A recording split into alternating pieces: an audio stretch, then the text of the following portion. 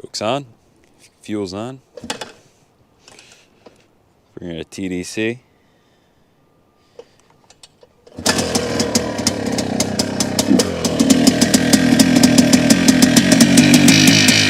Stone cold, boys. Stone cold.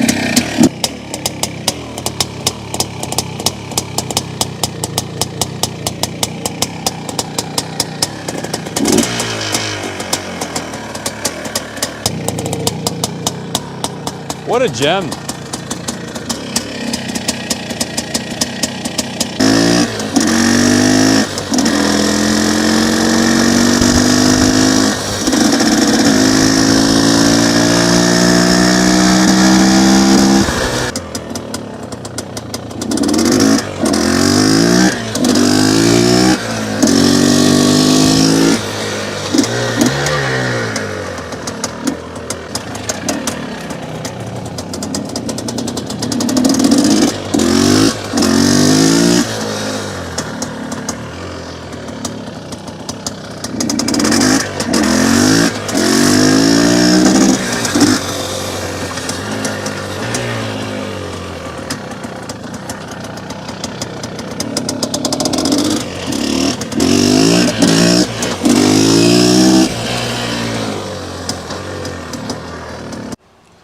Check it out, guys. Class of 82, Kawasaki KDX450, the first year of the Unitrack suspension with this big bazooka pipe.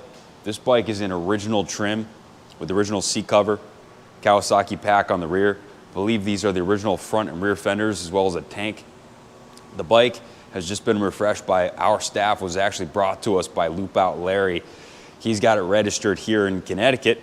Connecticut's title exempt for motorcycles and vehicles over 20 years of age, so that registration serves as an ownership document, which will be sufficient for the new owner to title it in any state. So we've got this thing blinged out with the gold chain. You see the original kickstand mount is in perfect shape. This is a super low hour piece. The original expansion chamber is very straight, a couple little piece size little dings as you would expect, but this is in exceptional condition. I would rate this a 9 out of 10. And the frame rails, even better news. Frame rails look fantastic. No imperfections in the engine cases. Check out the fork lowers, also in very good condition. Clearly not a bike that was raced in hare scrambles events. This is something that was ridden on the road sparingly and then parked. But Larry saved her, got it running, and brought it here, and our guys brought it to the next level. So check it out. Headlight, taillight, functional. If your state doesn't require turn signals, the bike is turnkey, will pass inspection for the street in any state. So let me read off the work order. Oh, by the way, stone cold, the bike's been sitting in the corner of the shop for a week, and I brought it outside, and it started very first kick on camera for me earlier, and it just idles super crisp. Definitely a super healthy machine. So check it out. Compression tested good. The boys put a new spark plug in it. A fresh MTL gear lube, transmission lube. Cleaned, rebuilt, and tuned the Mikuni factory carburetor. They put new fuel lines, new vent lines on the carb, new fuel filter, drained and flushed the fuel tank, added fresh VP110, which is non-ethanol. It mixed 40-1 with Bel-Ray. Airbox is cleaned. They threw a new air filter in her, new gold drivetrain, new rear brake shoes, new exhaust O-ring, so the exhaust doesn't leak at all. That's important. If you don't have your exhaust installed properly on a two-stroke, well, the expansion pipe isn't going to scavenge exhaust from the combustion chamber efficiently, so you're going to be losing power. So this one's sealed up properly. Let me see. Cosmetically refurbished, they brought it down to the detail shop. Rotisserie style detail, including a hot water pressure wash, full degrease. Our boys hand wash it. They're good at what they do. Touched up the frame and engine locally. So this isn't a full respray, but I'm sure there's touch up in some of these areas, like some of the more common wear areas, but this frame is really sporting most of its original paint.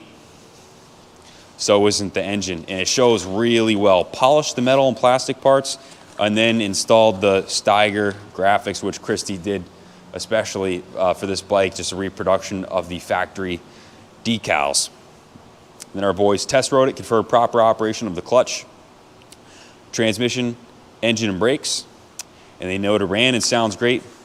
An awesome classic.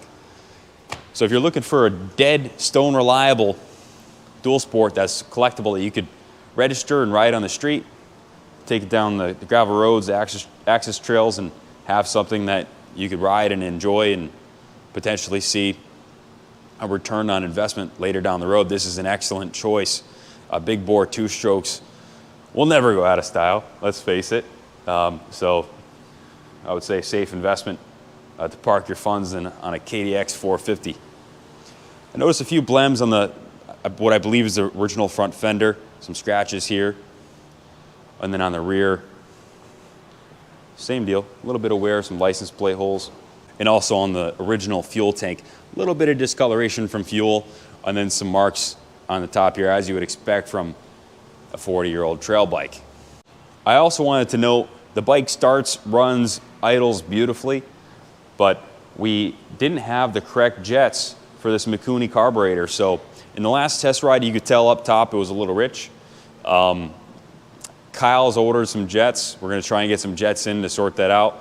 It's jetted definitely on the safe side and would run a whole lot cleaner through the rev range if we went down a couple points on that main jet. So call the shop with any questions, 860-454-7024. We can ship this anywhere in the States inexpensively. Message your zip code for a shipping quote. Again, thanks for watching, and God bless America.